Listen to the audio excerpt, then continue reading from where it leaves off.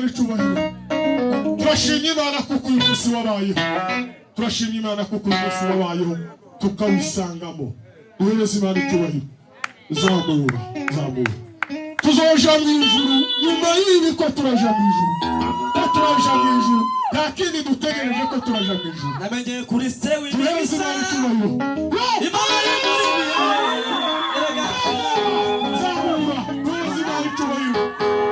Imana icyubahiro. Wikomeze wikakaze ntiwikakaze ko turaja mu ijuru. Nanone ugenda n'ijuru ugenda n'umunsi n'aka kanya duhagaze mu ugenda. Duhereze Imana icyubahiro. Duhereze Imana icyubahiro. Duhereze Imana icyubahiro. Shima Imana kuko dutaramiye aba bantu bose n'abazi twarataramanye twararanye mu butaha twararanye mu byumba by'amasengero turaziranye. Shima Imana kuko dusanze tugikomeye mu gakiza mu rugendo. Turakomeje ntabwo dusubiye inyuma turakomeje kuzageza Yesu aduhamagara. Duhereze Imana icyubahiro. Duhereze Imana icyubahiro.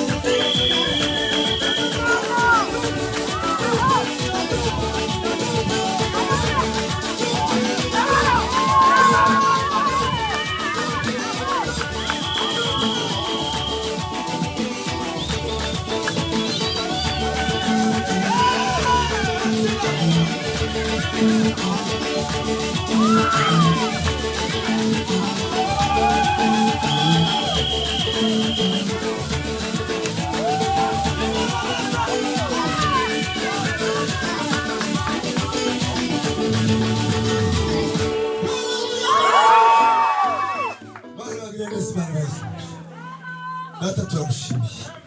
Ayi mana data twasuri mu ijuru. Imbaraga n'ubushobozi n'ubutware n'ubusabane. Gukomera n'imbaraga n'izina data twasuri mu ijuru. Twagutambira abantu mana ya Israeli. Twatumiza kw'Imana dushobora gushima no kwigaragaza. Twatumiza Imana kumurikira no teraniro. Abantu bakabona Imana yonyine ibitari Imana byose bisigwa mu isi. Byose yumve ko ari byiza. Turashimira hasi umushima. Witeka turakurase. Kubera ko twakurase. Ndavuga urushake Baka kugira ngo tugere muri uwo mudugudu wabera abantu. Kurarika muri uyu mwanya. Ubanye natwe ku mugoroba ejo. Ubwiza bwawe turabukenera Mana. Maze gukora ibikomeye imihigo n'ibitanga. Kandi wowe umenya ibyo tubishakira. Kisha mu mitima Kandi utatumenye ibiri mu mitima. dufite icyo bihindura. Mana we twemerere Imitima yabera abantu. ukora ibikomeye ukoresha Kuko turi kumwe. imbaraga z'ubushobozi. Izina rya Yesu mu ijuru.